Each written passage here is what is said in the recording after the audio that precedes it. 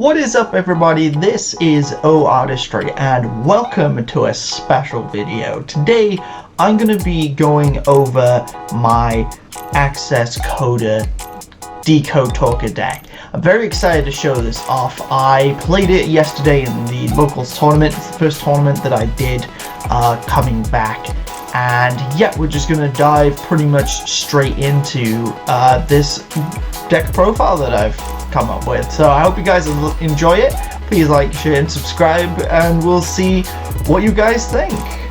Okay, so first of all, we need to look at the monster lineup. So the first cards that we have is the kind of the staples of the deck. So we run 3 copies of Lady Debug. They are your bread, your butter of the deck, because when they're normal special summoned, you can add a level 3 or lower Cybers monster, and you can only use the effect once per turn. But you can basically search a lot of the deck with this card. There's a lot of elements that are really useful to have. For example, Microcoder. Microcoder is a level 1 that we run 3 copies of. And what Microcoder does is, if you've been used as a link material for a code token, you can use it in your hand. And what this one does is, if it's used from your hand as material, you can add a Signet spell or trap, or if it was used on the field, you can add a level 4 Cybers monster. But you're going to pretty much be running the hand ability. And there is another one too. I run 2 of them, code generators, where basically you can do a pretty much foolish burial, but it is a Cybers monster with 1200 or less, and send that to the graveyard. So that's pretty good, and those are pretty much your monster, kind of your staples, as it were. It's what worked for me. I quite liked the deck and how it ran with that amount. Your 1-ups, I'm running 1 code exporter. A lot of people kind of sneeze on this card. They don't really think that this is a good one. However, you can target a level 4 or lower Cybers monster in your graveyard and add it back to your hand. That could be any of the decode generators or exporters, anything like that. You know, your little guys, or it could be something like backup secretary, something like that. There's a lot of options that you can return back to the hand with code exporter, so it's definitely not something to sneeze at. Then we also have Nightmare Corruptor Evilly. I only run 1 of this. I've seen a lot of deck profiles that run 3. I gotta be honest, it's not the best card. I found that I bricked with this more than anything, and I only run 1 copy, and it came up sometimes in the worst ways possible.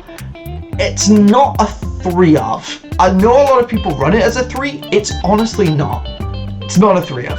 2 at a very big push, but even 1 I struggled with. I would probably take us out for maybe even a second backup secretary.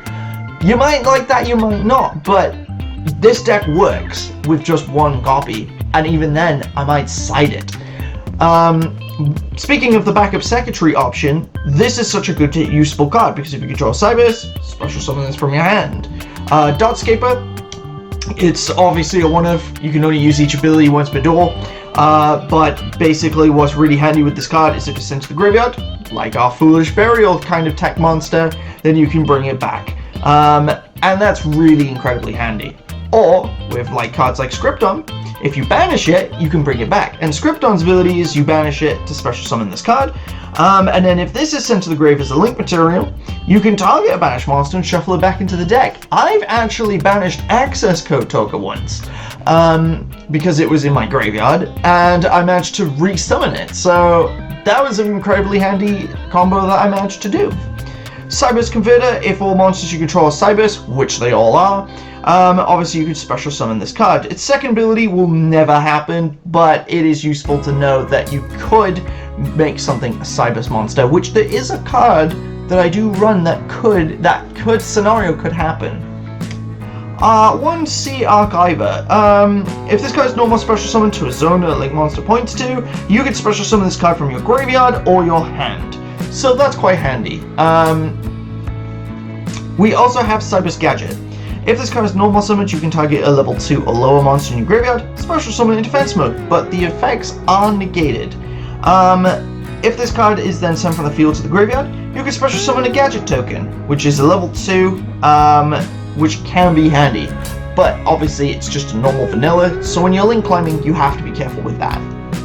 Forward Skipper is a card that really didn't come up much at all in my tournament plays. I'm quite surprised, actually, that it didn't. But I do like if it's sent to the graveyard as a link material, you can add a level 5 or higher Cybers monster from your deck to hand. Clock Wyvern. Clock Wyvern is again a card that I never really see in decks, but this came so handy to help me link climb. Because if it's normal special summoned, you can halve its attack and special summon a clock token.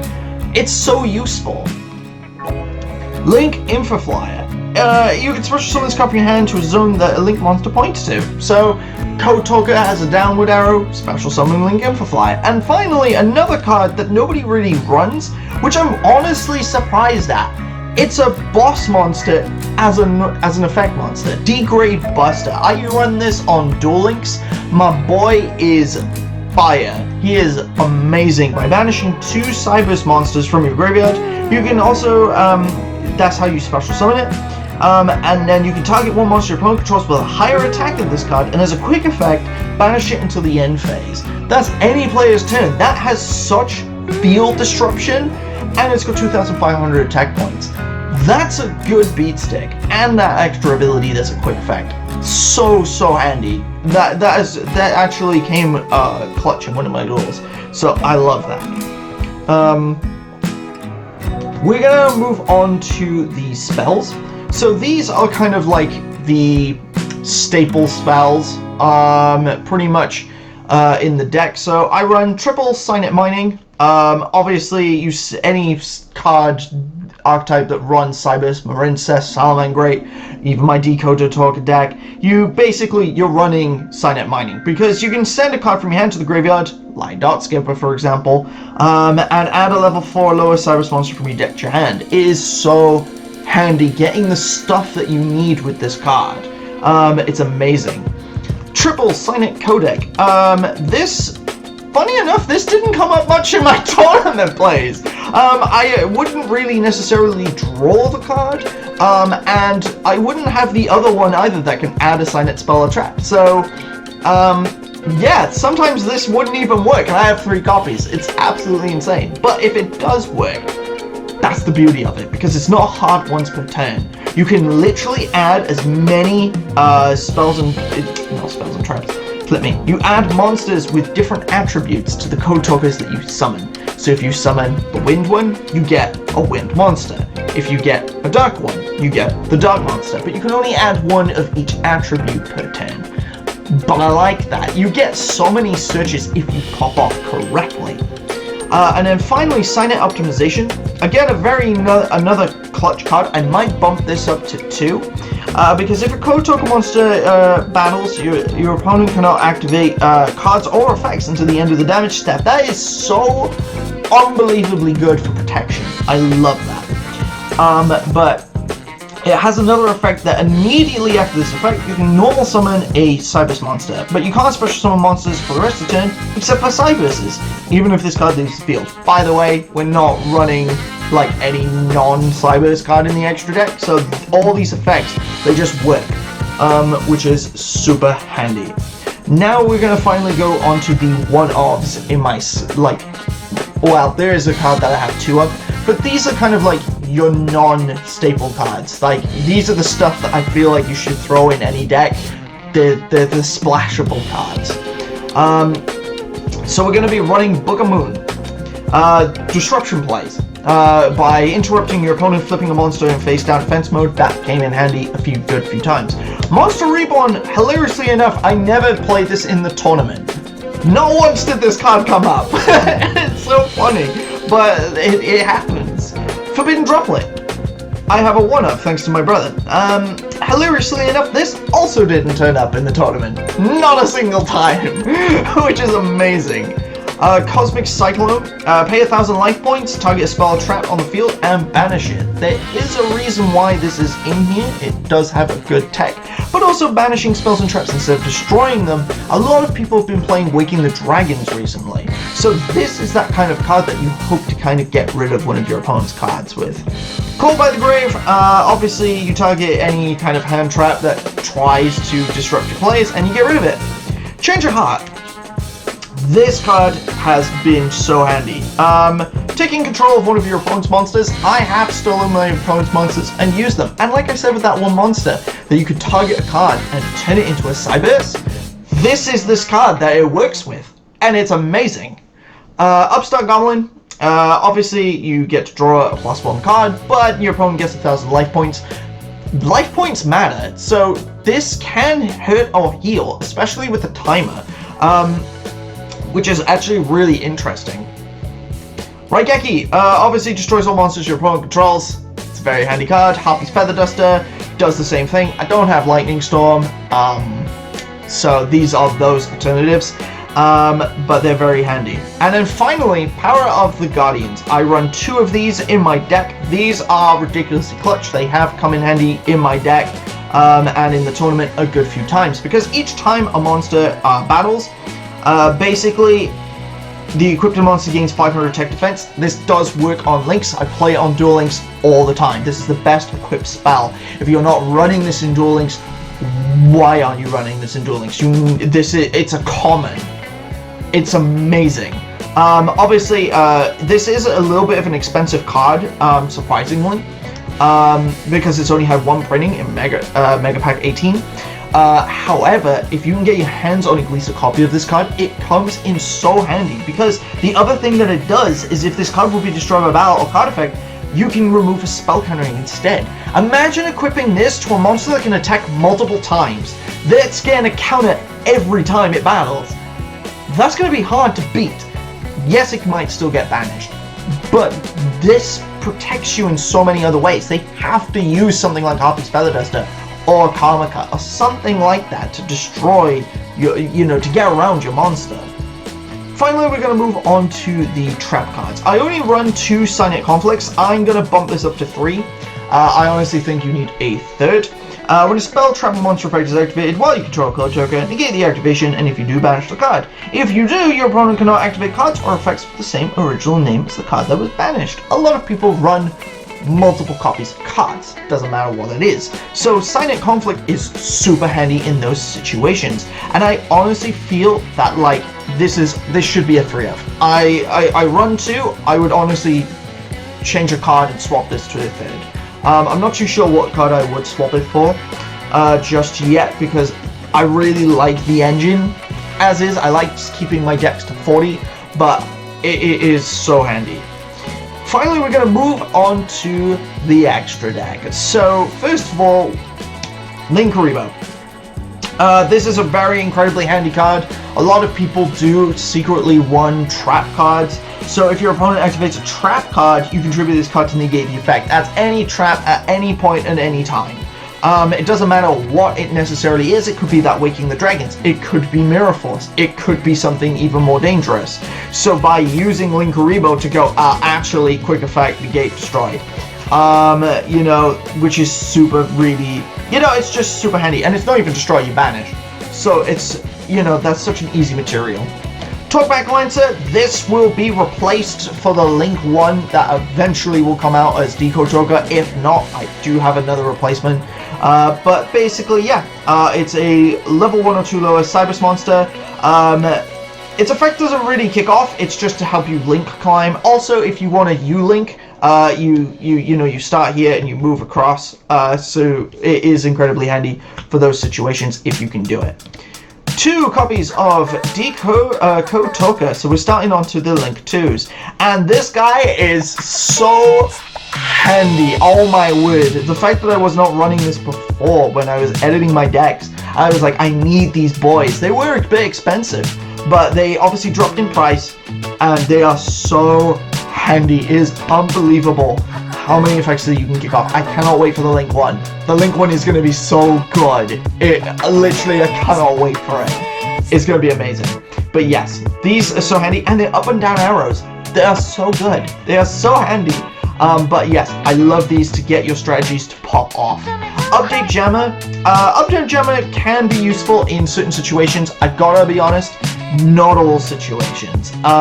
He's pretty handy sometimes, but you know, you could swap this card. But he is really handy to, again, do those link climbs with. Code Talker Inverted, I must admit, is the least played card in the deck.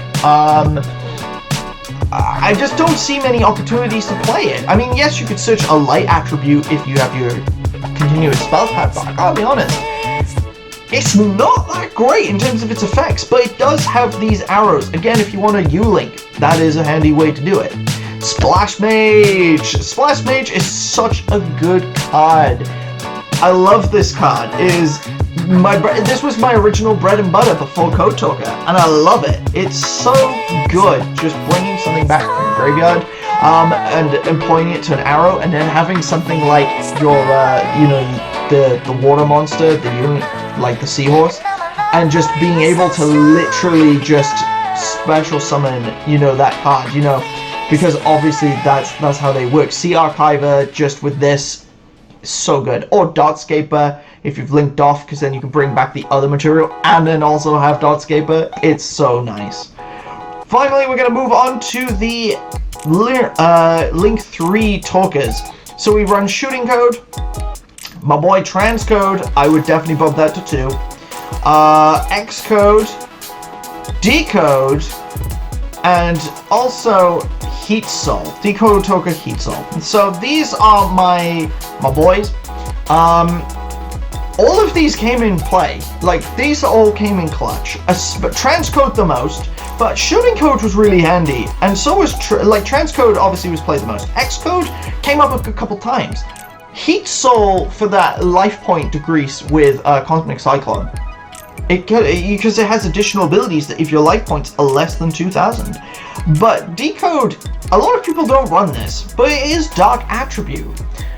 But also, it's the original, and its abilities, like its arrows, are amazing.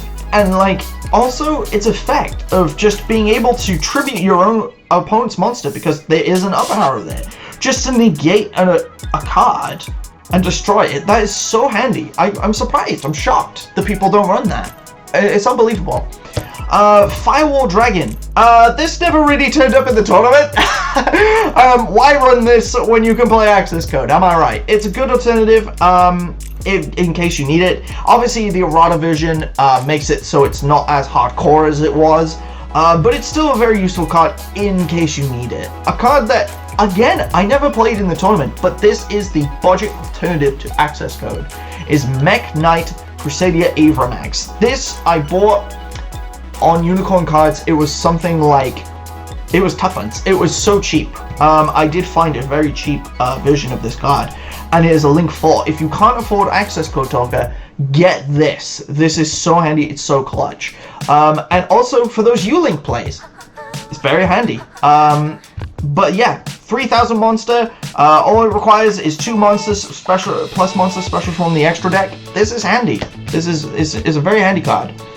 And then finally, like I said, Access Code Talker, it's Decode Access, built, you know, and, you know, this card I didn't have for a long time. Larry got me this card. I'm still gobsmacked that she got me this, and yeah, it's so easy to summon. It's so easy to play, and I absolutely adore this card.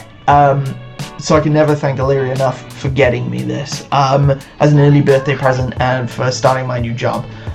You know, because this is it is an expensive card. So like I said, Avramax is a good budget alternative if you can't afford it, but if you can get this, I would try to get this. But like I said, it is expensive. But yeah, I'll never thank Illyria enough because I couldn't get it at the time. So it's insane. But yeah, that's pretty much the deck profile. You know, what do you guys think? So I played, let's see, what did I play? My first opponent played, it wasn't Dogmatica. It had like Albion and all that type of stuff in it. My second opponent, Darkest Diablos. Third opponent was again branded. I want to say it's branded.